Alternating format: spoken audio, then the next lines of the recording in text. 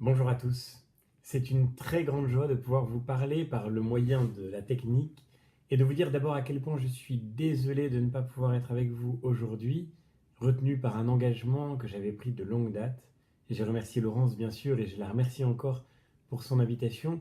et je voudrais vous souhaiter à tous de tout cœur une belle journée de réflexion et de travail autour de cette question du conservatisme, question tellement décisive parce que nous vivons un moment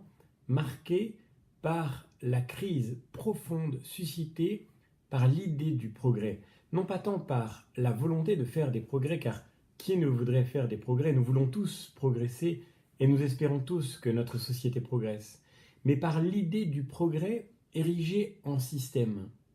La crise que traverse notre pays, la crise que traverse le monde occidental d'une manière générale, est profondément liée au sentiment que nous avons pu longtemps partager que tout ce qui était nouveau était forcément un progrès.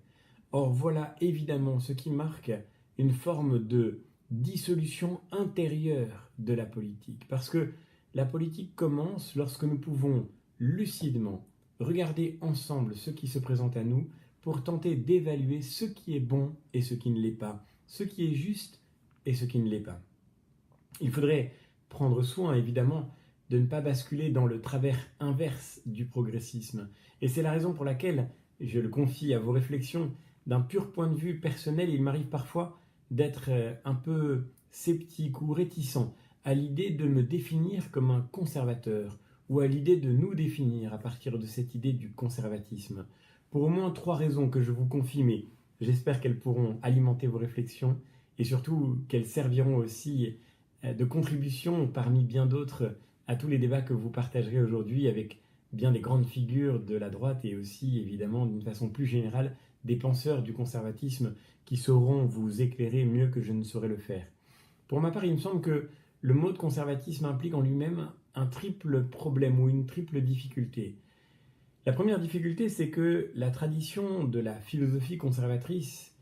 la tradition intellectuelle attachée à ce mot est finalement assez peu présente en France pour beaucoup de raisons historiques. Et du coup, parce que le conservatisme est trop mal connu dans sa complexité, sa richesse, nous risquons fort un gigantesque malentendu. Nous risquons de faire croire à ceux qui nous écoutent, si nous nous définissons comme des conservateurs, que nous ne voulons rien changer. Or, cette idée serait, cette interprétation serait de toute évidence absolument inexacte. Nous savons qu'il y a beaucoup de choses à changer dans le monde dont nous héritons, et le conservatisme au sens intellectuel n'a jamais nié cette nécessité pour la vie d'une société de pouvoir apporter les progrès qui lui sont profondément nécessaires. Mais le grand danger serait que nous puissions apparaître comme ceux qui veulent figer les choses, et c'est la raison pour laquelle il me semble qu'il faut aller plus loin que ce simple mot ou que cette simple étiquette-là. Deuxième raison, c'est que dans le mot de conservatisme, il y a peut-être, pour beaucoup de ceux qui pourraient nous entendre, une forme de volonté d'arrêter le mouvement de l'histoire. Or, il y a en réalité, derrière ce qu'on appelle le conservatisme, c'est-à-dire derrière tout ce que cette tradition intellectuelle porte, le sens d'une prudence à l'égard des grands équilibres qui sont la condition de notre survie collective, le sens de ce respect que nous devons à quelque chose qui précède notre décision politique, le sens de la réalité du réel, c'est-à-dire de sa résistance, il y a dans toutes ces intuitions la seule véritable révolution.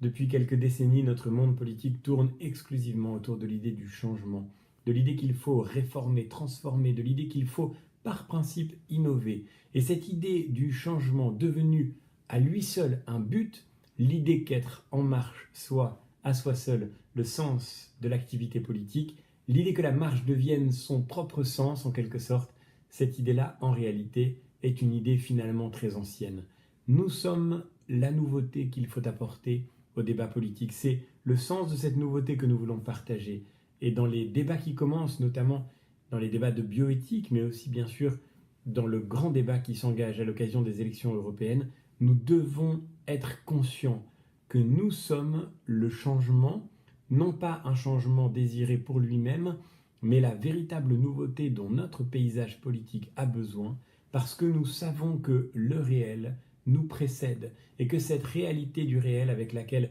nous voulons que la politique se réconcilie, cette réalité, elle suppose d'être respectée. Nous ne voulons pas figer les choses, nous voulons au contraire apporter à notre débat politique la nouveauté dont il a besoin et qui est bonne, non pas parce qu'elle est nouvelle, mais parce que nous en avons besoin, le sens de ce respect du réel, le sens de la prudence devant la condition humaine que nous ne voulons pas transformer, le sens de l'émerveillement devant cette nature dont nous recevons l'héritage dans sa globalité, aussi bien en dehors de nous, à travers l'environnement, que dans nos propres corps, qui méritent eux aussi, bien sûr, d'être protégés, d'être respectés et d'être transmis tels qu'ils sont avec leur fécondité. Et enfin, la troisième raison qui me fait penser que le mot de conservatisme est peut-être insuffisant à résumer les débats dans lesquels nous nous engageons, et là encore je vous le partage avec beaucoup d'humilité, c'est que je crois que nous sommes face à des questions dont la nouveauté est absolue.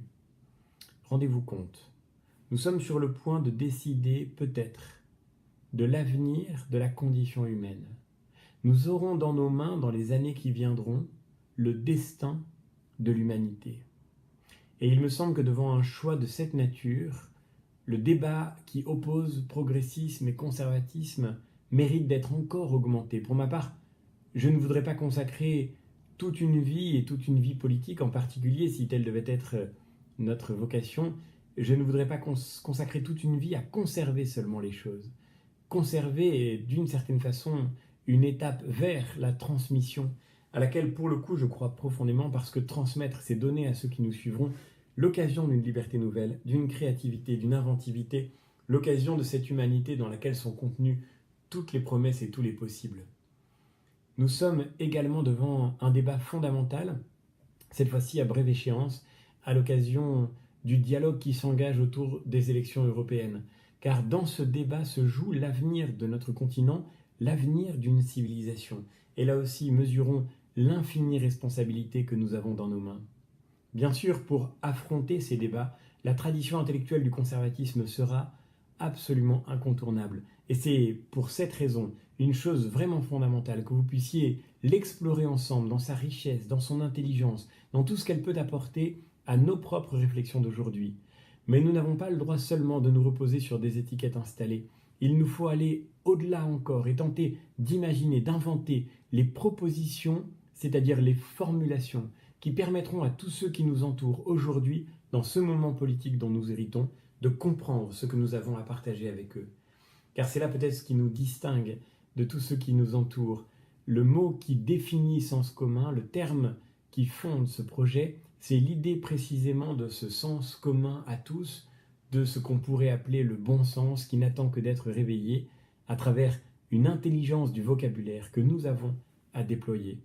Alors, bien sûr, c'est une chance que vous puissiez méditer ensemble sur la richesse du conservatisme. C'est aussi une exigence, car recevoir en héritage une tradition d'une telle force suppose que nous en soyons de dignes héritiers, en ne nous contentant pas seulement de répéter ce qui a pu être dit avant nous, mais en tentant d'aller au-delà pour inventer des propositions ajustées au siècle qui vient et qui puissent prendre vraiment en charge l'infinie complexité et l'enjeu incroyablement inédit des problèmes que nous avons devant nous.